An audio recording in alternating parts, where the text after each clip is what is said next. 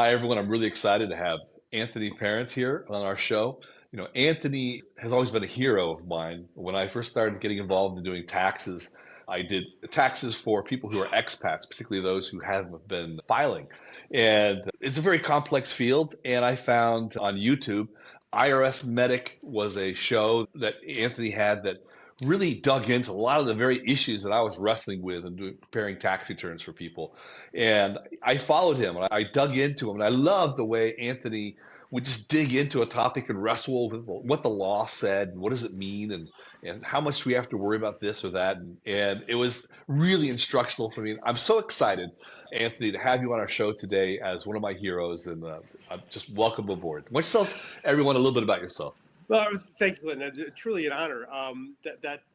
Really wonderful, and you really caught my eye because I saw you on Twitter, and I just had to reach out because I said, whoever this person is really smart, and so I'm really glad I reached out to you on Twitter, and so it's a really wonderful. Yeah. So how I got my start in this, and it's funny as I think about it, is that as my years, I've been an attorney. I was sworn in December 2002. And where I started is kind of where I am now, full circle. When I was in law school, I was going to be on the side of truth and justice and the person who's getting brutalized by the government. That's where I started. And so I did criminal defense work. And that was a lot of fun. I actually overturned a plea of guilty in Connecticut, which was never done before. And so I had a lot of fun with it. But the problem is the clients. That's the real problem when you're doing this because, look, you're helping somebody out. You get them a great thing, and then the next thing you know, you're getting a call. Yeah, I was picked up again. And you just feel like this is really futile. Like, okay, no matter what I do, you're going to end up where you're going to end up. And there's really no trials anymore. Everything is just a program in criminal law. And, you don't really want the clients to come back, right? So, my dad and I, by the way, so my dad and I graduated law school together. And that was how nice. And that was a big. We went to law school together. We had a ton of fun. We took federal income tax together. He helped me along with 10 other classmates get an A. That was fun. We graduated together, and we were trying to figure out what we were going to do. We actually had no intention of working together. He was going to be a real estate lawyer, and I was going to be doing criminal defense. That's what I wanted to do. I was like, yeah. And I had all the, I had some really good support on that. So I couldn't find a job because I didn't have the experience. And then my dad was too old. And so we're just kind of looking at each other like, well, we got to do something. And so he got a little office uptown, and then I just kind of joined him, and then things got from there. But really, I was frustrated, as an attorney because I was doing great work, but, I really was having a hard time making a living with the clients that I had. So 2006, I got into tax because I realized, I got a postcard in the mail. Hey, get into tax. Great work. And I bought a marketing program that was generally pretty good.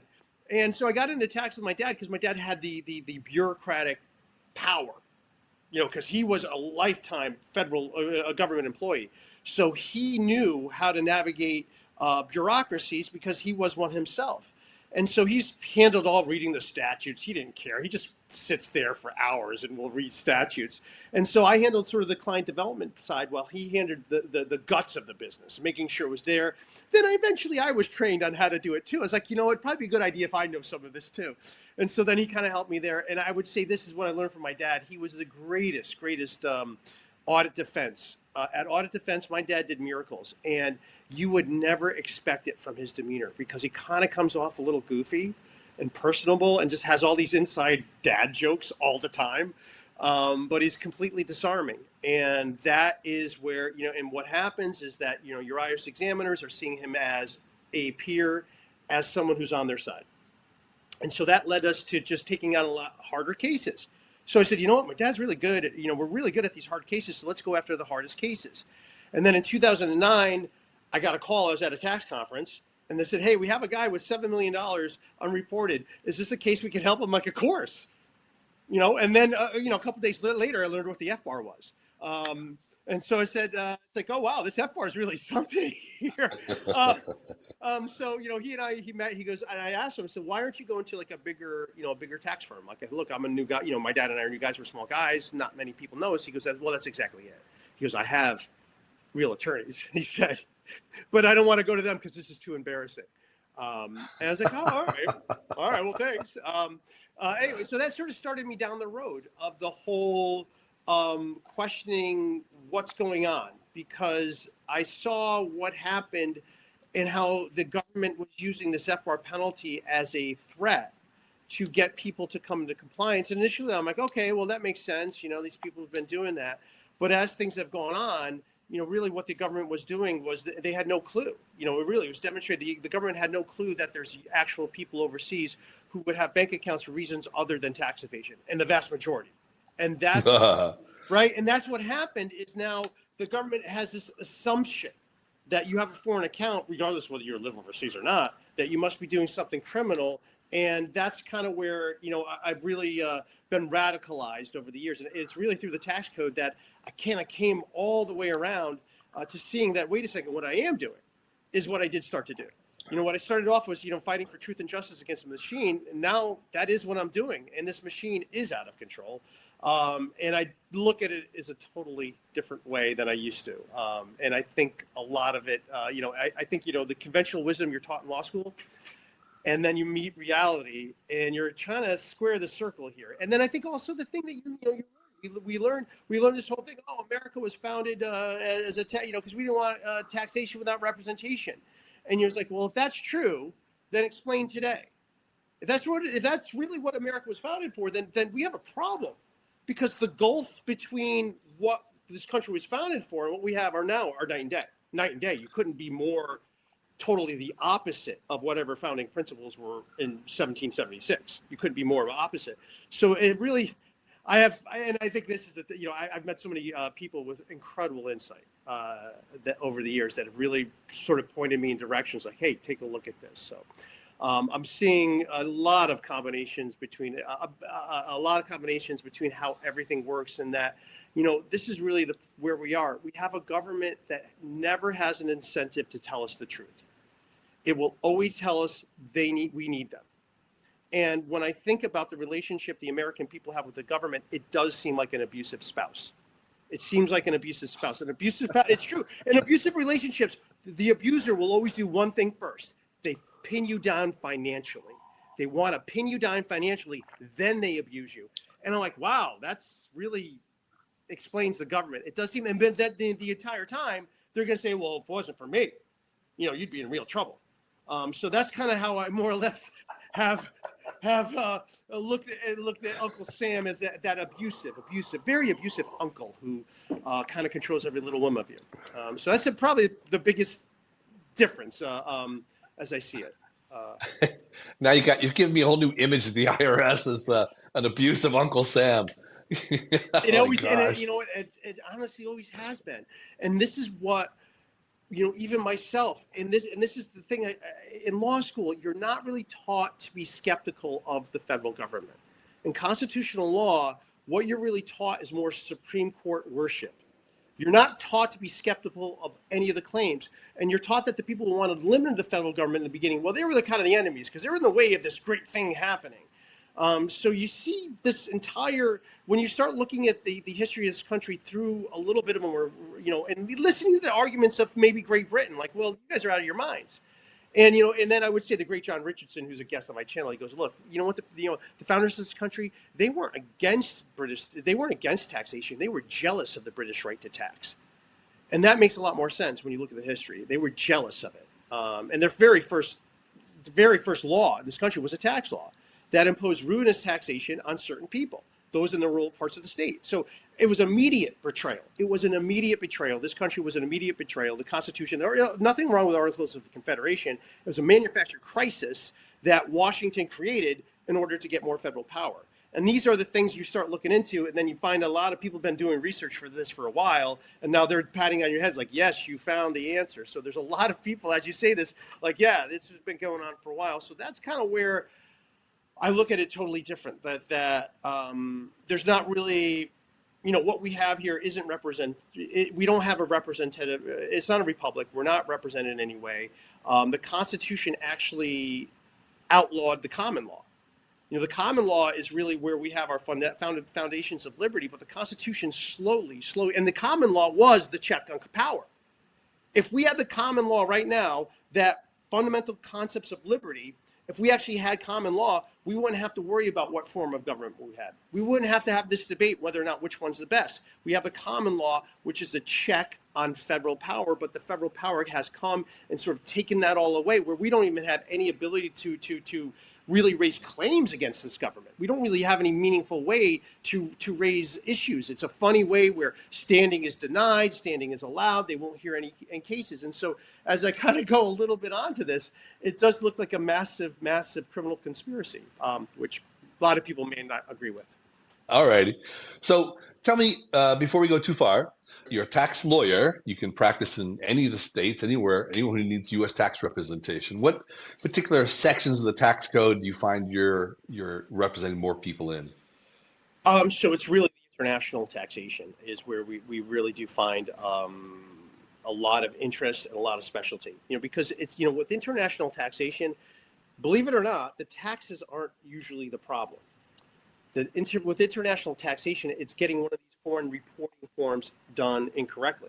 That's where the real risks go, and that's really the IRS's attention right now, is they're looking for slam dunk cases hey, look, a couple hours of time, an examiner can hit somebody with a $200,000 penalty. And then they'll say, hey, look, that was a really good return on our investment. Now, this is not the way the IRS used to be. They used to be like, let's spread the misery around equally.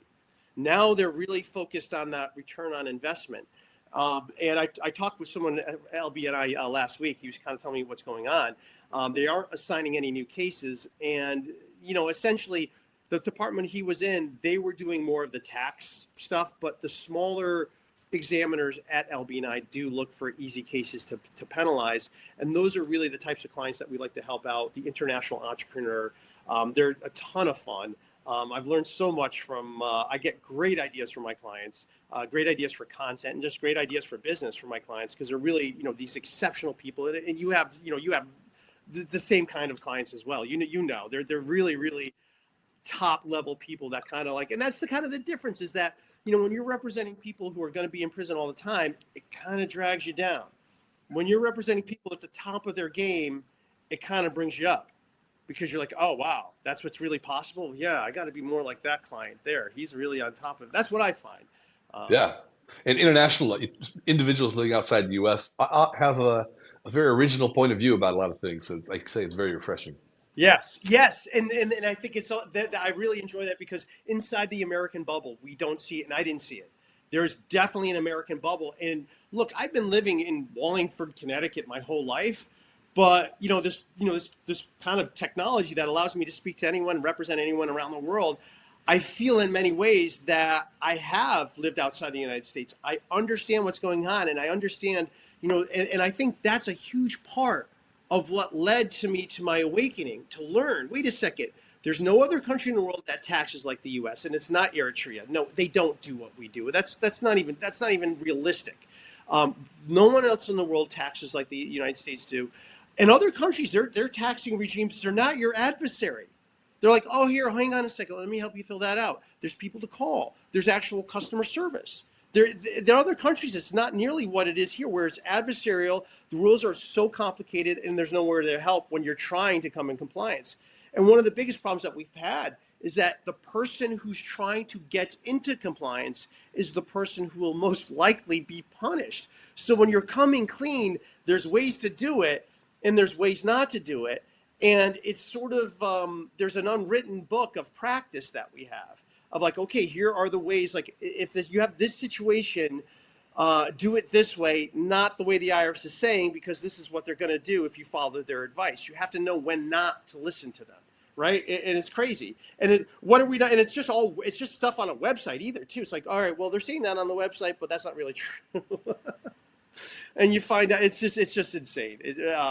But it is fun when we can get, our client, save our clients their fortune. It's a lot of fun and keep them going on the right track. Excellent. All right. So great. Let's get into some current affairs. Just, right. I think last week, the 6th IRS commissioner of 2025 was instituted, a guy named Bill Long, or Billy Long, as they call him. Do you have any thoughts about him? Because one of the few things I know about him was that when he was a representative from the state of Missouri into the federal government, he proposed the bill to get rid of the IRS, replace it with a federal sales tax. Yep. So that's all. I mean, so getting rid of the IRS, and now he's in a position to do it. This guy's a wildcat. What are your thoughts? Well, and I would say that he is pretty wild. He's pretty out there. And he gets a lot of criticism for being the grandfather of the employee retention credit, which was an additional relief program that a lot of people took advantage of and did fraud. So we got a lot of criticism for that. I have had the fair tax guys on my channel. I've talked to them a lot. I actually disagree with them. I actually disagree with them because the national sales tax, I disagree with them for this. It's like, I don't agree with your premise. And the premise of the fair tax is that the federal government deserves and needs the same amount of revenue it collects from the income tax. I think the income tax is a reason why the federal government has way outstripped its constitutional authority, and its constitutional authority is even in question when you in a different topic.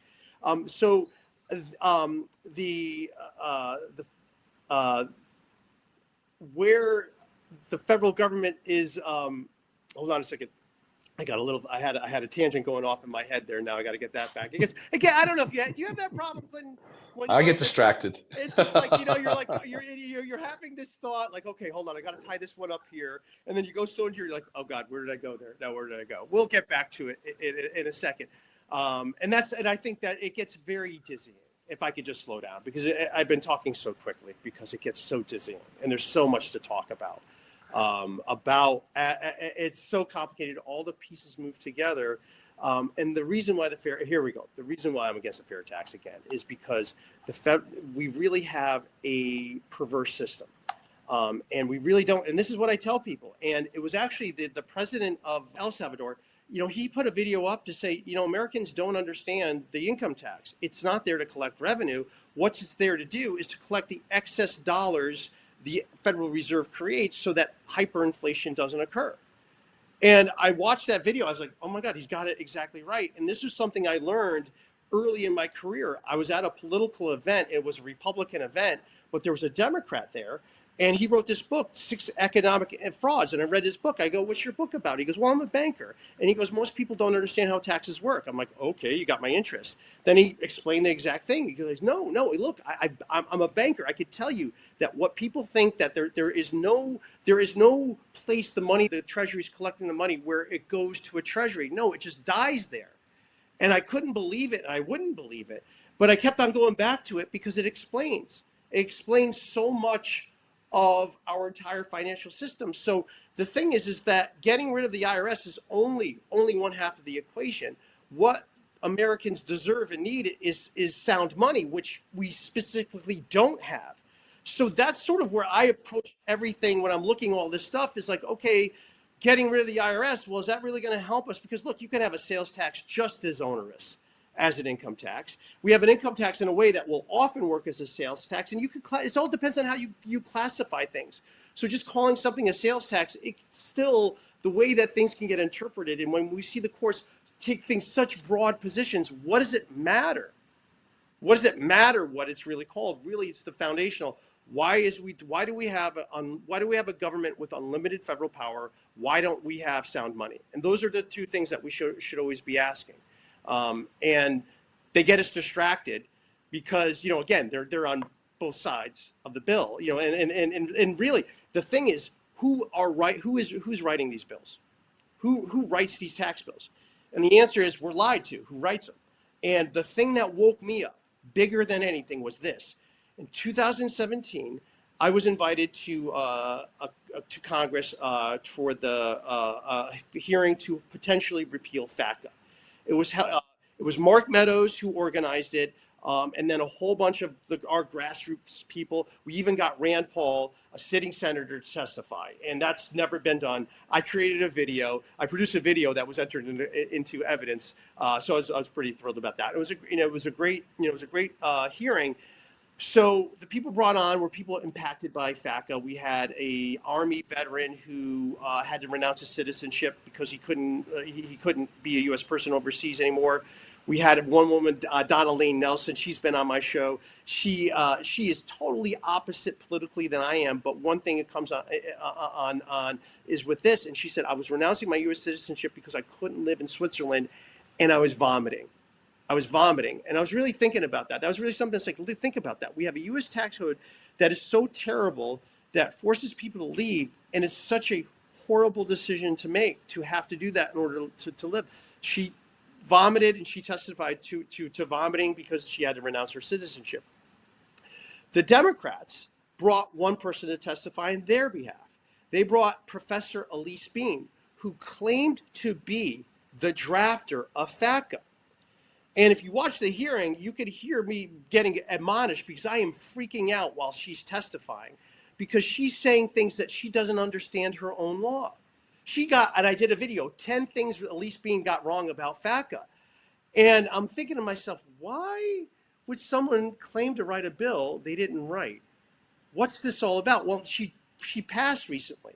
Well, it turns out her entire idea of being this independent professor was not a story. She was very closely connected to Carl Levin, the Democrat who really brought forth a lot of terrible taxes.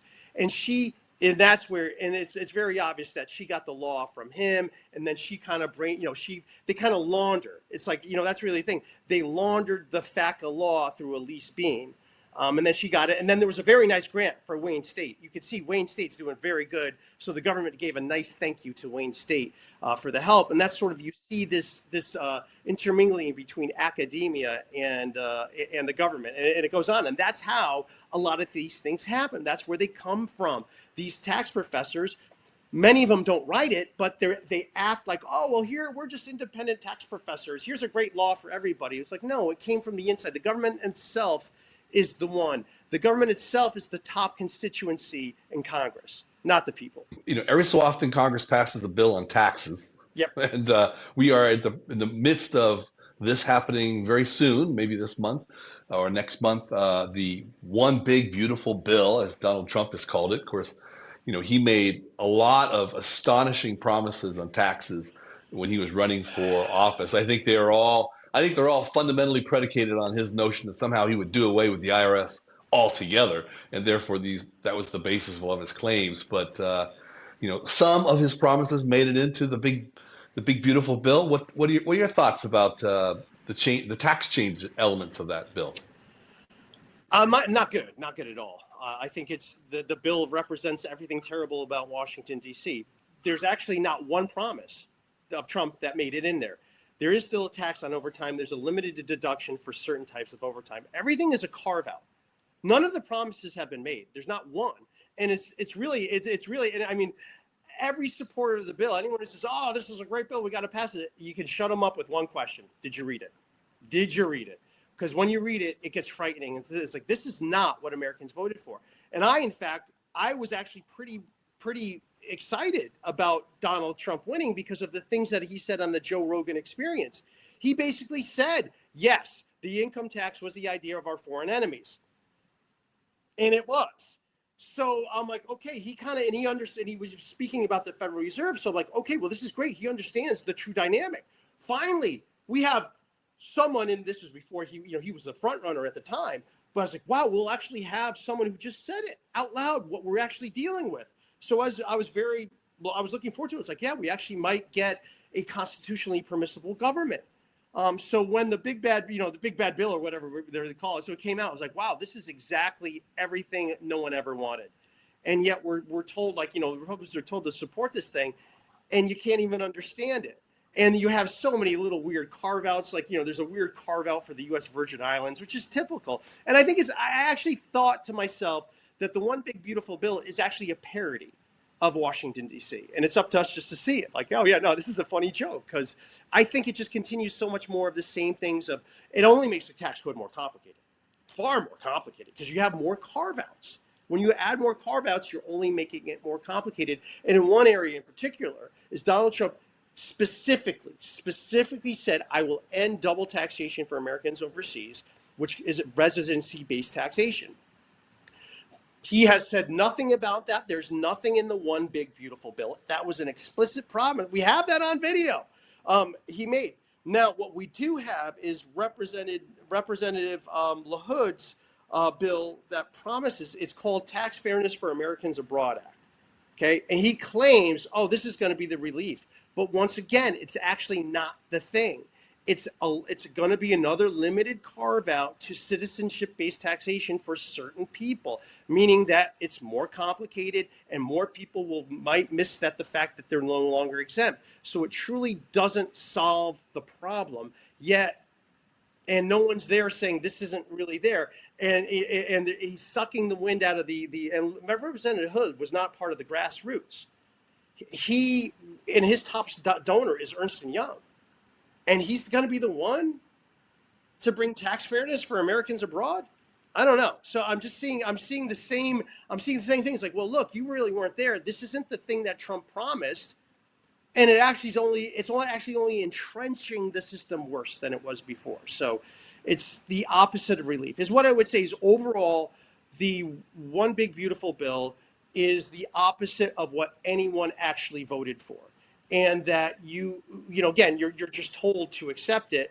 But as you start to read it, assuming you can understand it, and what I would suggest to people, a great way to read it is to have an AI application with you as you're going through there and just say, hey, what does this section do to the entire law? So you could see, okay, because I mean, that's one thing that we have is that we get these long tax codes that really, and this is the one thing about the one big beautiful bill. Think about this. There's 2.3 million words in the U.S. tax code as it is. Not just, you're looking, there's a lot more regulations and everything like that, but let's just keep it to law. Well, the one big beautiful bill is changing about, changing 50 to 100,000 words out of 2.3 million. So it's really not anything, it's just adding words, and it's actually just adding words, mostly adding words to an already complicated U.S. tax code. And when they put these bills out, you can't really see, well, we're going to amend this section of this law here to strike out this word to mean this. And you're like, all right, well, what does that mean? The bill itself, you don't know. Well, I have no idea what that means. You have to input that into the actual statute. Tell me how this section is going to change this statute. And AI is a really good way to make your own reviews as you're going through there, as you can compare, because that's really the only way to do it meaningfully. I think it's a good application right there. Yeah, you're right. It is interesting. For example, I can tell you a little story. We were out at the Bitcoin conference in Las Vegas, and I stayed at the Trump hotel there, the Trump International Hotel. And, the rumor had been, or the story had been that someone at the restaurant there had given Donald Trump the idea of having no new taxes. So my wife asked around, found out who this was, and it was one of the bartenders, went up and talked to the bartender about this. And he said that I asked him, how did this happen? How did this come about? He said, well, the IRS had put in place a new system for collecting taxes for tips, a reporting system. And he had in Las Vegas, they felt that a lot of people were not reporting their tips. So the IRS went out and classified each institution as to what percentage of their income people were getting in tips. And based on the type of classification, they would automatically take that amount out. So, so here it is, you're a waiter, or in this case, a bartender or waitress, whatever, you're getting a salary, right? And you're taking HSA out and your 401k and health insurance, all this stuff's getting taken out. And you have a small paycheck left over. And maybe you're making some tip money on the side, but you're not reporting it because it's not a lot. Well, they classified this restaurant as a steak restaurant, which meant that it would be taxed at a higher amount because usually it was a percentage of the check was what the tip was, right? And they classified it, and all of a sudden waitresses weren't getting paychecks at all because they were taking out the tax on tips that weren't actually happening. The tips weren't even near that amount. And so a lot of them just simply weren't even getting paychecks. And in the corner of the restaurant one night, there were some people from the campaign were there, and they were talking about how can they win Nevada. At the time, it was felt Nevada would go Democratic. And he went over there and says, I can tell you how to win Nevada. And he told him the story, and he said, you eliminate the tax on tips, everybody in Nevada is going to vote for you.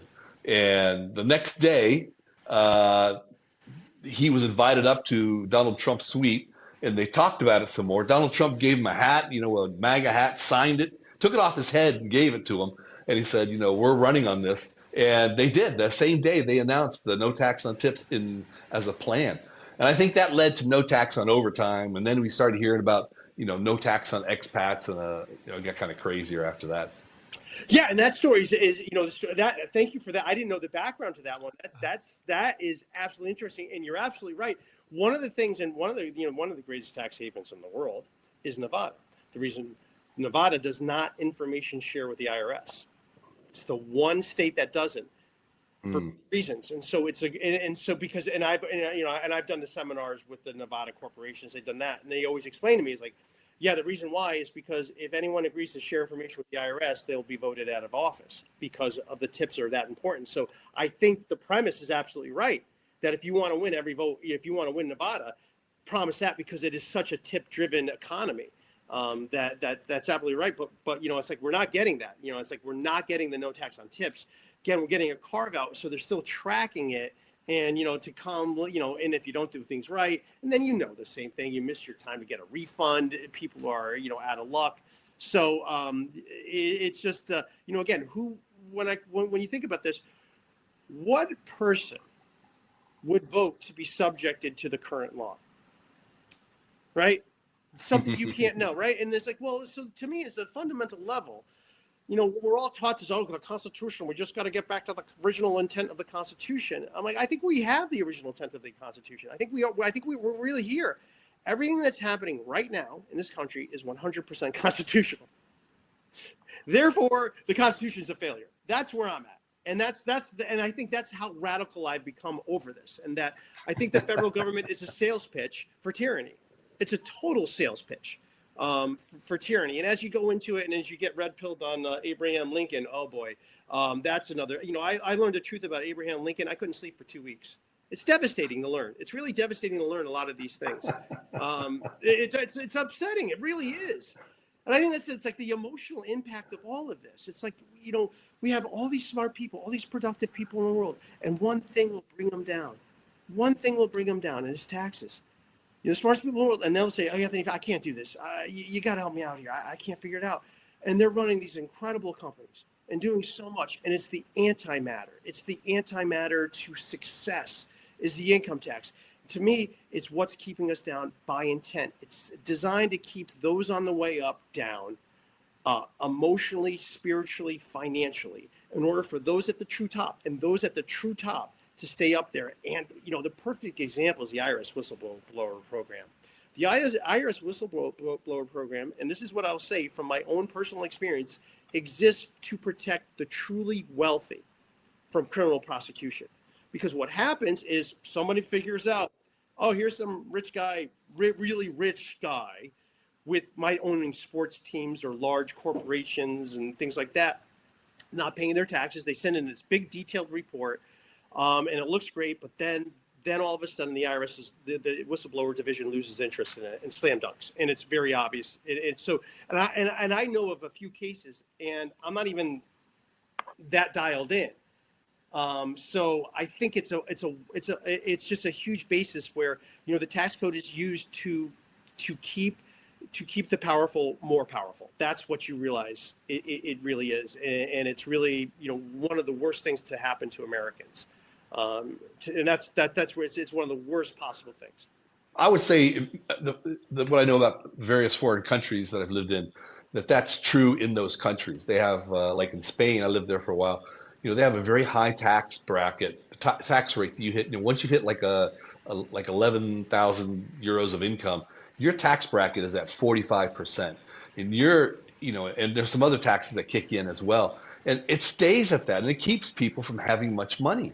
And what happens is it's not until you hit higher levels of wealth that you can start to create companies, move money offshore from Spain, tricks that the absolute wealthy are doing. Where actually in Portugal, they do a similar thing. And they came out, I saw a number last year that there's only 3% of Portugal that reports more than $3,000 of income per month. Wow. I shouldn't say dollars, so euros. Yeah. Yeah. So only 3% are reporting that they have more than $3,000 €3,000 a month. So this is, that just tells you the level of avoidance that the wealthy are engaged in, and they keep And it that it's way. legal and both legal. I mean, they have tremendous legal means. And I think that's really the frustration that I have when you have people saying, oh, another tax cut for the rich. Like, whoa, hold on a second. The rich don't worry about any taxes. They don't worry about it. The only thing you're doing is you're hammering the guy who's trying to, maybe make a business of like $10 million. He's trying to make a small business to hire 50 people. That's the guy you're frustrating. Totally. And that's what you see. And that's what crushes me when I see a lot of my friends thinking that the solution is more government, more taxes on the people who are already trying to do so much. And in my experience is, my wealthiest clients are the most generous. And I mean, most giving. And when you dig into their life, you're seeing some donations, you're seeing what they're doing, and they're not telling you anything, but you're seeing like, wow, you're a good guy. You could really see that. And that's just and so that's kind of the part that I'm glad you see that too, because that's the part that really gets me, is that it's designed to hurt people on the way up, to keep them all down. And that's sad. Let's talk about cryptocurrency, since that's our show. All right. So there's some really hot things happening in cryptocurrency law right now, or tax cases. The IRS has been issuing these letters. They're called a 6174, or it's a 6174A letter. Sometimes they use a 6173. But they issue these letters, which are basically, we know you have cryptocurrency. Maybe you might want to double check, see if you reported it correctly. It's kind of what it says. Now, and that's basically it. It's a scare letter. They've done it. They first started doing it in 2019, started doing it again at the end of 2024, and continuing. There's a court case out there, Harper versus Commissioner, and Harper is basically saying, you came after me in 2019 with this letter, and you have no right to do that because you obtained that information from Coinbase without giving me a notification that you are using a third-party summons on Coinbase to get information about me. So here's my interesting ramification. It seems, as I was looking at the tax law, 7602, the requirement to notify the taxpayer that you're using a third-party summons to get information about them is not applicable if you're getting the information from a criminal prosecution or criminal proceedings or investigation, which is what was happening with Binance. And so in which case they obtained it that way, and they may not have an obligation to do a third-party notice to the taxpayer that they got this information. And if that's the case, or if they use it in a criminal prosecution, then they don't have to do this notification. So here's what I'm thinking is going to happen. It could happen is that, armed with this knowledge that somebody has not reported large amounts of money through Binance on their tax return, criminal investigation gets involved, gives the taxpayer a call and says, hey, we know you had all these transactions on Binance. You didn't report anything else on your tax return. We think maybe you were engaged in tax evasion. Is there anything you want to do to maybe correct this, or do we need to go to criminal prosecution on it? It's a little different than that. But I think your fear is absolutely well founded. I mean, the problem that we have, and the problem the IRS has right now, is they don't have the revenue officers, revenue agents, and really, they lost, and then they're not even getting assigned new cases. But the higher level IRS employees, there've been less and less and less since 2011, and in 2017 was a huge loss year for them, for their senior talent. They keep on losing their senior talent. So the point is that when you get to pass-through taxation, they don't have the examiners, and even when they get to international taxation, they don't have the examiners. Many of them refuse to do it because it's too complicated. So what happens is they don't do anything. Where they would have civilly examined someone. I have a case where someone didn't file for 13 years, had international businesses. The first notice he got from the government was a knock on his door. 13 armed federal agents.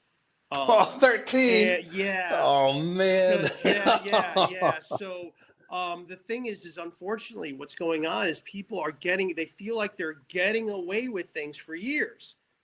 Hey, I'll get to it next year. And sometimes like you're not even trying, like, oh man, that's all right. I got to find the right guy. I know I have international stuff. And that was really his problem. It's like, look, I know I have international taxation. I'm trying to find the right person. He just didn't make it the priority. He kept on putting it on the back burner. And so now he's in a very, very difficult situation. You got to understand the IRS is giving you enough rope to hang yourself with, because they have, they have an unlimited amount of time to assess if you don't do, they have an unlimited amount of time. And to the point of what the Binance criminal proceeding, and this is the thing that people don't realize, is that, according to FATCA, there has to be all this third-party reporting, and the government does collect it. Right now, they claim it's in an unusable format. So the way the government has brought all of its investigations that I'm aware of into criminal, to going after people, is because they had, a deal like with the Swiss bank. Hey, you're going to enter into a deferred, prosecution agreement with us, but you're going to comply with us. You're going to send us all the records of all your account holders. And so you get these account holders, and then they would go after these people. Back then, civilly. Now, I think it's going to be more criminally because they simply don't have it. And again, they're trying to rule by fear and intimidation, and that's why the Roger Ver case is so critical to them, because it's a perfect case for them, because they're scaring people from renouncing as well.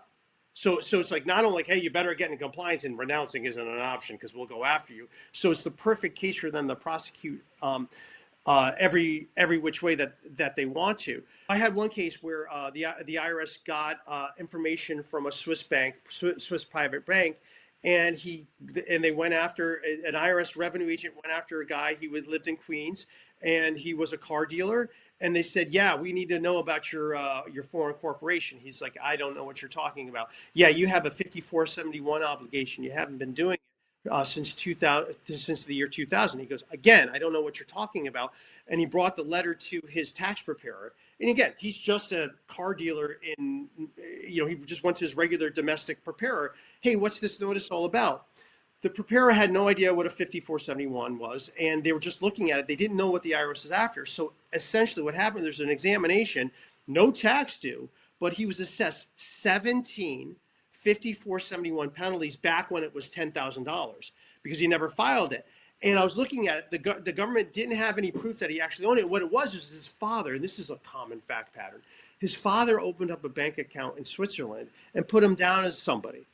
Put him down as a beneficiary. But the son never got any money. He never had access to it. He didn't know anything about the corporation. And the other account holder was his brother, who he doesn't even talk to. So it's really something. And that's how they get the information, through these criminal indictments and in these deals.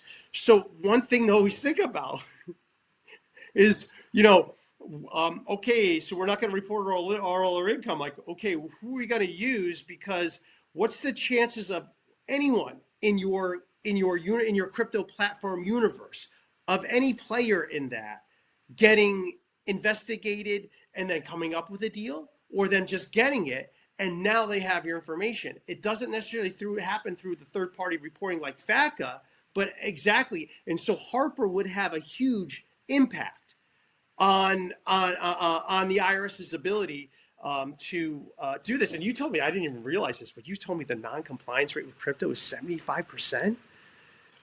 I mean, it's like an estimated, depending on who you talk to, 30 million crypto owners in the United States. A lot of them are, somebody gave their grandparent, a little bit of Bitcoin for Christmas, so they don't have any, they don't even know what it is. It's just a statement they get from Coinbase. But when you bring it down, we think there's at least 1 million investors that are very active. And this is the group that there's very low compliance rate. I mean, and these are all high net worth, high taxable income people. So it's a big exposure. You did say something, I was thinking one growing area of law over the next 30 years is going to be a lot of probate work, right? A lot of secession work is going to be happening over the next 30 years. And I'm thinking one niche that's going to be developing is crypto secession. I think that's going to be really, really huge, because again, you have it's property. What's going to happen? I know a lot of it gets lost, but I think that might be something that we could really see as an exploding niche. And the dynamic to me, what I see a lot is you might have a father-son combo. The father might be in his 60s or 70s, his son's in his 30s or 40s, and the son got them all in crypto. Dad's kind of providing the money, and that's when that happens. I see that dynamic a bit, and then they're kind of in partnership together. But again, sometimes those loss happens too. Well, yeah, in a probate situation, what's happening with crypto is you don't have to go through an institution to identify who beneficiaries are. In fact, it's not always clear, who owns it. Like if you're self-custodying on a ledger, which is like a USB stick, and on here is 10 Bitcoin, which is it's like $1 million. All you have to do is just give the keys to your son, and he now has complete access to it, and so he now has the inheritance aspects of it without it ever being reported on probate, anyone seeing it, knowing about it. It's not reportable through various means. So this is the typical avoidance. I don't know if the government will ever figure that out until the person actually starts to cash it out. Oh, well, thank you for that. You're right. That is, so this is sort of an estate planning tool. Yes, yeah. Totally avoid probate. Totally avoid, Oh, totally avoid gift tax as well. Everything. Wow, there's a lot there. But right, again, the government does have a lot of abilities to go back in time. Well, yeah, if they start to say, well, where did you come up with this money? And then you start to say, I got it from Pops, then they can go in and, okay, well, I see your father didn't file a gift tax return. We're going to do this as an unlawful transfer, blah, blah, blah. Yeah, they can do, you have to be very discreet about that. So here's another wrinkle on the big, beautiful bill. Yeah. You might have read about it. There's a new tax, well, excise tax, I believe of 3.5% on transfers outside of the United States to, by non-U.S. individuals that are transferring money outside the United States. That transfer is taxed at excise tax at 3.5%. I've never seen this before. And this is really going after people who are, it's kind of a form of income tax on foreigners who are using U.S. as a tax haven. Yeah. Which has always been IRS. I mean, U.S. government loves to have people put money in the government. Now, here's the wrinkle on that, of course. So what you do is to avoid that tax is you simply move your money in the U.S. to a Coinbase account, convert it to a stable coin, and then you ship the stable coin to another address, which of course is outside the U.S., but Coinbase would never know. And then you've just avoided the whole excise tax. This is another example of how cryptocurrency is defeating the assumptions of the entire tax code. That's a beautiful example here. And this is when I first read that section, I said, this is just a tax on a lack of sophistication. Because if you're sophisticated enough, you could avoid it. So yes. It's just going after people who don't have the wherewithal to know, there's a workaround. And that's kind of, it's sort of sad. Like, wow, you want to tax the people who have the least power. Basically, that's to me. Yeah, it's like the wash sale rule. It's a tax on people that are stupid. And once you get hit with the wash tax on wash sale tax, then you figure out the game. You never do it again. Yeah, and I think that's a, and nowhere are you taught that, hey, look, as you an investor, look, it's a great idea, you hire a good tax pro, but ultimately you are responsible on the hook for everything you sign, regardless of how little you know and how much your tax pro knows. You are ultimately on the hook for everything. I think anyone who's serious about their future really does owe it to themselves to learn this themselves, to understand what's actually going on and not necessarily abdicate all knowledge of tax to a tax professional, but rather have a good understanding of it, so know how it's working, and then you could work with it better. It's sort of like the taxation's where the rubber meets the road, because look, anyone, that's the ultimate place to see, what do I have left? That's what you actually want to know. All this other stuff doesn't really matter until you see what you have left. So that's kind of where we have, and I love your point that, again, this is an excise tax, but boy, doesn't it function like an income tax? Boy, doesn't it? Let's talk about Roger Ver. Roger Ver, Bitcoin Jesus, renounced his citizenship, I believe, 2014, and in last year, 2024, because you have 10 years that you're subject to the IRS could come after you.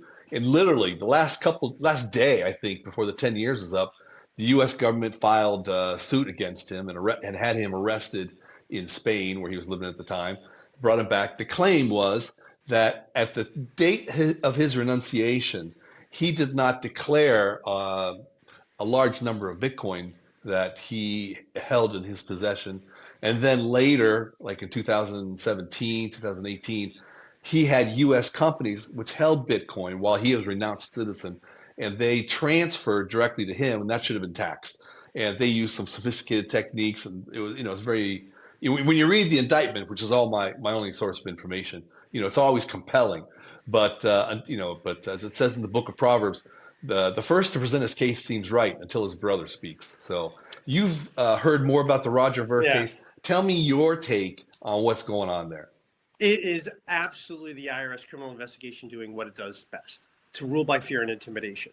When you look at the foundation of their case, it falls apart. And I was actually into Bitcoin way back when, and I was really excited about it because of a lot of things you do. And I remember where I think I bought my first Bitcoin on Mount Gox, and it just cracks me up because people don't understand what this really was. Mount Gox stands for Magic the Gathering Online Exchange. That's how serious Bitcoin was. So where you're trading your playing cards, that's really what I mean. Your Magic the Gathering playing cards, that's where you got your Bitcoin. So that is how unserious the market was.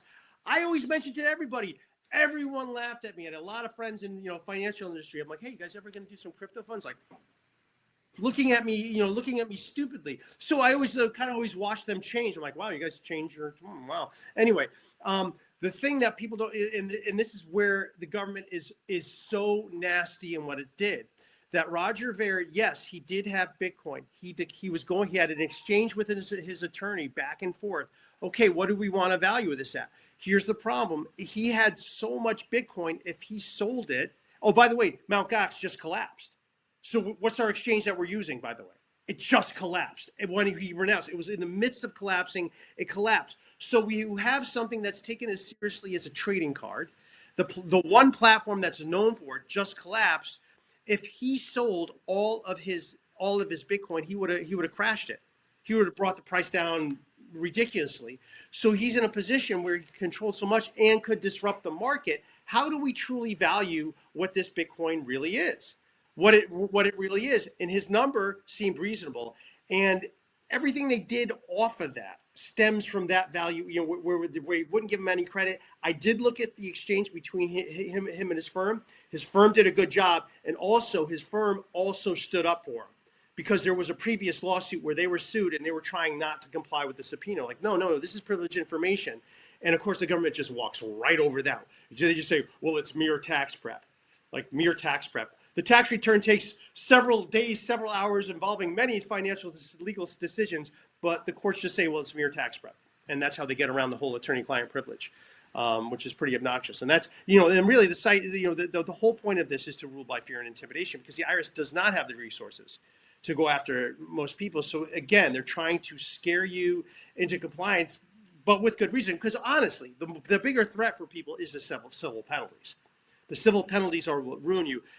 As much as the IRS does have the focus on criminal process, you got to understand, there's never been 1 year where they've indicted more than 3,000 people. And I think they were down, and I have friends who are criminal defense attorneys, and they're like, yeah, no, we don't have business anymore. I need to find another line of work, because they don't indict that many people. And then unfortunately, the internet has a lot of people who pose as more experienced than they do. So it's very difficult for good criminal defense attorneys for clients actually to find them. And then the price is pretty pricey, though. I mean, you get in a decent criminal defense, you got to expect to spend $1 million. And so that's really the way the IRS gets. That's why they get so many pleas, to put on an adequate defense, because the government has written every rule in its favor. You have to be committed to put $1 million to defend yourself on a question mark, because you may lose. And they will also indict your wife, whatever, to make you take that deal. So that's the common thing that people don't realize, is that they really just want you to plead guilty. And so they'll do anything to plead guilty. They really don't care about collecting the money from you. What they're trying to do is make an example out of you. You are a cautionary tale. Don't be like Roger. And that's really what it's about. They can't handle the work. So again, they got to just scare you. That's what they got to do. Hey, this has been a really exciting conversation, Anthony. We could talk all day long about the stuff. Really appreciate your refreshing view. I hate it when I listen to attorneys that are always, always giving the government pitch, restating things the exact same way the press release said it. It's just, I don't know. They must give guys degrees in being boring. It's great to talk to you. It's refreshing, engaging. And how can people who have a tax issue, they think they would like to talk to you about it, especially if it's international, how can they contact you? You go to my website, IRSMedic.com. You can book a time to speak with me. But if you want to email me directly, I really don't mind. You can send me an email at aparents@IRSMedic.com. Either way, go there, and it is probably quicker for you just to go to IRSMedic.com to book a time because go quick because the same thing's going to send you the same link to the calendar. So either way, and if you just want to reach out to me to let me know, and I get a lot of great information for people who aren't going to aren't even interested in being my client. They say, hey, look, I'm all set, but here, take a look at this. And I learned a lot more. So I do appreciate, really the whole, and I think, you're a really big part of this too, creating this whole atmosphere where we could really share ideas. And I like your passion. You understand, really what's happening, and you're seeing your clients get hammered by this stuff and keeping them down. And that's what we're trying to stop. I appreciate it. Yeah. Hey, thank you so much, Anthony. I wish you the very best. Let's talk again and do it again soon. Okay? Fantastic. Thanks. Thank you.